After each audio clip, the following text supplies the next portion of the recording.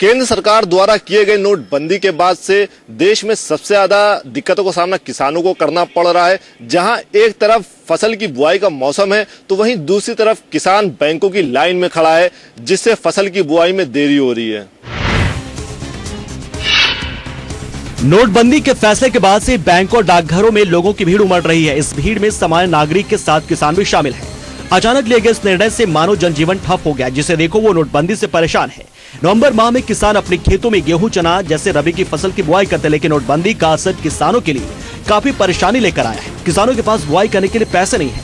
किसान अपनी फसल को मार्केट में लाकर बेच तो रहे हैं, लेकिन उन्हें नकद के एवज में चेक दिया जा रहा है। चेक को बैंक से कैश होने के लिए 7 से 8 दिन का वक्त लग जाता है। मुसीबत यहाँ भी खत्म नहीं होती।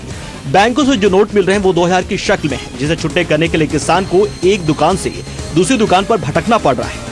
बीज भंडार की दुकानें खाली पड़ी हैं। जहां इस समय इन दुकानों में किसानों की बीज खरीदने के लिए भीड़ दिखाई देती थी, आज ये दुकानें खाली पड़ी हैं क्योंकि किसानों के पास पैसा नहीं है। दुकानदारों का भी कहना है कि किसान बीज खरीदने नहीं आ रहे हैं क्योंकि उनके पास पैसा नहीं है। नोटबंदी से उनके व्यवसाय में बहुत कमी आई है। अक्टूबर माह में जो व्यवसाय 10 लाख का था वो नवंबर माह में 1 लाख तक भी नहीं पहुंच पाया।